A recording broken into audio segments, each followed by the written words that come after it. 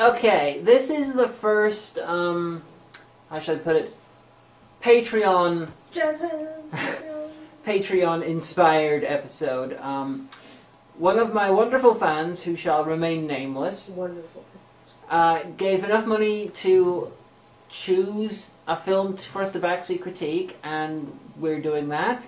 And that film is, remember, I'll backseat critique anything that is requested if you're in that thing, and if you give more, I will do the full-on review. But that film is Beyond the Black Rainbow.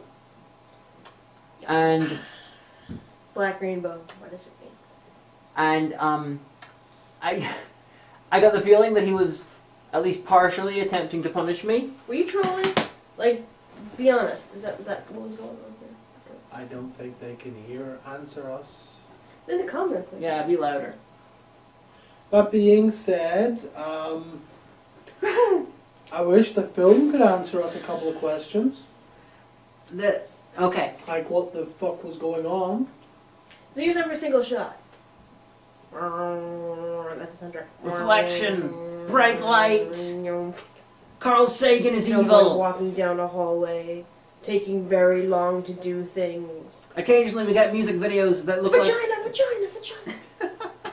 Oh look, Alia Atreides is suddenly like an 8-foot tall, really thin person in like a skin-tight red outfit. There was Daft Punk date rape. There was just everything. And I then, can't even tell you. and then it turned into a slasher movie at the end, and a hilariously anticlimactic ending. It was a very biased biopic of Carl Sagan. Come back to me! Come back to me! Oh! Okay, before you go into this... You might want to Google the wiki. I mean, we're just saying. Yeah, I'm gonna read through the wiki to try and make understanding of this film. I understood most of it, but I want to make sure. I read the plot, so I know what's going on. Like halfway through the film. Okay, basically, this is an hour and 50 minutes, maybe 2 hours of storyline that could be told in about 20 minutes. Yeah, this would have been really good as a short film. Unfortunately, that didn't happen. Yeah, like this girl is held captive by evil Carl Sagan in a drug-induced state, and she's got psychic powers. And it's 1983. And yeah, it's 1983, and there's like crazy flashbacks which are filmed in ways. So I would love to do Hagan episodes like, because it was like really nicely visually crazy. And then, of course, you got like these guard creature things doing stuff. You got like mutants. You got. Although someone gets their brain smushed from the inside, and I appreciated that. It was very Akira. Yep. People in this movie were incapable of small talk. It was kind of like they were doing like the read-through of the script around a table. Like, oh, hello honey, I am home. Yeah. Oh, there's some rice in the fridge. That sounds great. I think I'll go have some. Have you been sleeping long? No, I haven't. Okay, bye. I'm like, oh my God. Oh, in their defense, they're all supposed to be drugged up. We're a married couple, and obviously we care for each other very much. I mean, I'm just, oh my God. You would think with so little dialogue in it, they might have put a bit more care into it. Yeah. You could watch this on double speed and probably not miss anything. We upped it to 1.5 speed, and it was great because things actually progressed in a little bit slower. It looked like The Hobbit at 48 frames. Like, so if a woman was walking down the hallway, she'd like walk down the regular way. Yeah, and there was this woman who kind of looked like Nurse Ratched, but she smoked, but then she got attacked by drawings of genitalia, and then she got her brain exploded, and like... Nurse Ratched, who was played by Louise Fletcher, who was represented by you in the Omega Code review. Hey. This will make sense to you when you watch the bit. Yeah.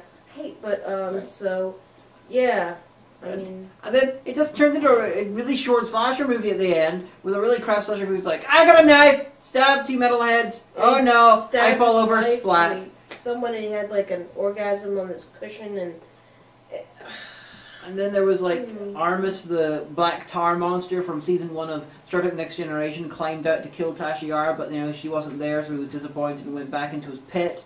So, like, basically this guy, back in the 60s, got really fucked up in like a consciousness, pseudo-psychological, psychedelic kind of thing, and then he kills a woman, and then that woman's child gets raised as like the dawn of all humanity, which makes sense because she has Akira powers. And so he has to wear prosthetics. Like, he's bald, and he basically looks like Voldemort by the end. We're not sure how this happened. In some shots, I don't know if it's the lighting or if it's his actual skin coloring, he looked like Nick Stahl in Sin City. The yellow bastard. Yeah, and his eyes were going different directions, and also They're they green. reptilianish and stuff. Yeah, and so it's really, really great if you ever wanted to see. Evil Carl Sagan monster kill people with slasher knives. Yeah. Not very well though. Yeah. But there were good things. Oh yeah. I mean, their depiction of the 80s was excellent. Yeah. And Technically, it looked really brilliantly 80s. I mean, some people might think otherwise, but their use of colour I really liked. Every scene had its own colour palette, which really stood out. It's just a pity that there didn't seem to be much substance to back that up. I mean, I'm sure it's one of those things where, like, the director agonized over, and it's like the culmination of years worth of thought, and everything means something specific, but I'm not going to tell you what. And you're like, well. And it's supposed to be set in '83, and as a period piece, if I had watched this not knowing it was made in 2010ish, could have believed it was 1983. I wouldn't have been all like, this is not made in 1983. There's very few films which are made now, which are authentic period pieces that feel like they were made back then, not just set there. Another one is House of the Devil by Ty West, which is a horror movie. But the only reason that jumps out of you as being modern because of some of the casting is pretty obviously not early 80s. But in this one, since I didn't recognize any of the actors, it was like, yeah, I can totally believe it. The main problem was some of the shooting stock was either not the same sort of film they used in the 80s, or it's not 30 years old, so therefore it doesn't look right. It looked like a modern shooting stock. I kind of felt like there's probably one specific drug that you need to take to watch and enjoy this movie. We just didn't know what it was. You gotta take the drug that makes you feel like everything's sped up, so then it looks like a normal film. Well, there's a whole bunch that do that. There you go. But yeah, like, I kind of felt like maybe this is meant to be watched like under the influence, but I mean, if you took the wrong thing, it would take 4,000 years to watch.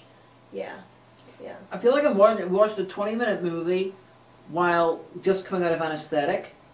So like you're missing bits of it, you're seeing other parts of it, everything else is slow and drawn out and everything looks weird and it's like you couldn't hear anybody because most people were mumbling and the subtitles were in Spanish for punishment. Yeah, for whatever reason this DVD release only had Spanish subtitles. Just we thought, what are they saying? We'll just put no one speaks Spanish. But very nicely, occasionally they gave us a music video, which I really appreciated. They looked like Psychic TV music videos. But then I realized the whole film is like a really slow Psychic TV music video.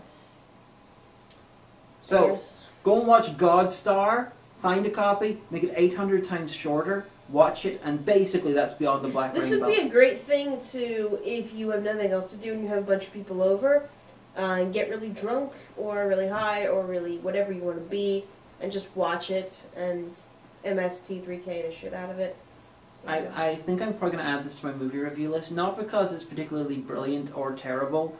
It's definitely a thing. It did what it was meant to do, but I got the feeling I could make a shorter than average, completely baffled review out of it, sort of like the Where the Dead Go to Die review, but with less stuff happening, so it's less long. And there were so many close-up shots of people's faces or half their faces. It was kind of like Last House on Dead End Street. They couldn't afford to film the actor in the setting at the same time, so they had to dub it on or whatever. And there was reflections on it. Everything got fucking reflected, including the campfire. Yeah. Yeah. There's a scene at the end where the campfire is reflecting. We don't know what it's reflecting on, but there was nothing above it. Maybe that symbolizes God. It's like the campfire is the pyramid. I don't know. Yeah, there's like a magical pyramid that emits fog and dubstep and makes people pass out, and we just... Someone call Rob Agger, the film conspiracy theorist, and send him this film. Yes, yeah, that guy probably would. I would love to see him do videos and videos on this. This guy who's done like 4 hours worth of documentary stuff deconstructing The Shining. The back of the things calls it a Reagan era fever dream, and I have to go with that because by the end I was kind of feeling a little bit ill. I'm just like, There's so many eyes in this movie. Yeah, people's eyeballs and representations of eyes and things and fluids moving quickly. It's just, At the start, doesn't this look like evil Carl Sagan or just someone playing Carl Sagan? He looks like either Crispin Glover wearing Christian Bale's skin playing Carl Sagan, or possibly the guy who played Manborg as Carl Sagan. Inspired by hazy childhood memories of midnight movies and Saturday morning cartoons, as seen through a lot of LSD, I reckon. I'm not seeing the Saturday morning cartoons in there, but Yeah. all right. I don't know what kind of cartoons those were that I watched, but It's So, but a lot of people have interesting last names, like the director's name is Panos Cosmatos. oh yeah, the entire list of people involved in this, most of them have really interesting names. It's a Canadian film. Inspired by the book Be Yourself by Mercurio Arborea. So I wonder if That's a was, fake book that doesn't exist. Okay, I was about to say, is that made up for the thing, or... Well, why would they put that in the credits in the back if it's fake? Well, like Fargo said it was based on a true story, but That's it wasn't. a good point. You can do that. You don't actually legally need to put that in there unless it's true, but you can put it in there if it's not true, just as a joke. I mean, the book, there is a shot of the book Be Yourself in the very, like, late 70s, early 80s tastic graphic design. And it did, there's a part in the beginning where they have, like, a little clip about, oh, this is what we do in our consciousness, is we're psychologists, and we're going to use herbalism and things and stuff and align your chakras and shit. And that was really big in the late 70s, early 80s, because you did have the humanist movement in psychology, you know, trying to bring more introspection into the field of psychology, but then you had that one branch that just went totally bugfuck nanners into pseudopsychology and pop science, and that part felt real, at least. And sorry, that was a lecture, but... Sorry, I'm just reading this because I deliberately didn't read anything about the film before we watched it. The last time that happened, we watched Where the Dead Go to Die. Yep. And I had a brain hemorrhage. What do you think, Colin? I think I would prefer my 2 hours back. Yeah. I would prefer to be watching funny cartoons as was the alternative. But we watched it. Because you paid for it. Yeah. Mr. Cosmatos, we would like our lives back, thank you. That being said, I would be interested to know if this director did anything else. And if he did, is it the same sort of thing?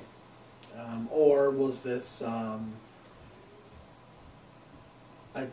one-shot? Yeah, something a bit different. Yeah, I'd be curious to see. His style was interesting, and it's like equal parts heavy metal, not the musical genre, the film / the cartoon comic thing, and Stanley Kubrick. I just wish, I mean, like, I read the plot on the wiki article, and it seemed like a good plot. I just wish that that plot had been more apparent in the movie, I think. Like, apparently his knife has a name. We're never told it. It's referenced in the wiki, it's like the devil's tear, devil's tooth or something. And like, is that symbolic? Does that matter? Is that a thing? Come on. I really should have worked out what was going to happen in this film, stylistically, whenever I noticed very early on they had an extreme close-up of some drugs from a Benway. So it was like, Naked Lunch reference, okay, I should have seen where it was going to go. I just liked that there was one scene at the end where one of the metalheads gets killed and he's off pissing in the woods. And, like, the guy kind of creeps up on him, so it's kind of like, Voldemort does not like you pissing in the woods. And they licked his friend's face. Yeah. As you do. Yeah. Apparently you can lick someone's face and tell if you had sex with somebody. He's like, you fucked her, they couldn't fuck anyone. And then he stabs him down the throat. Like a boss. But it's not a very accurate test, so I'm pretty confident he was wrong. Yeah. I really wanted the guy to be like, no, I'm a virgin. This is... So there that was. Yeah, it's THX, but with less storyline and less talking. So one of you was responsible for this, you know who you are. And you paid for it, so... Yep.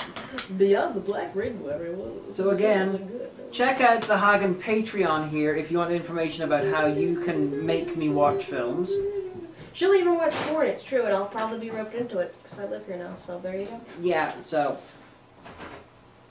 The next, there is... Someone else has requested a full-on Hagan review for something, so in late November, early December, mid-December, sometime around then, expect the Hagan review of Equestria Girls.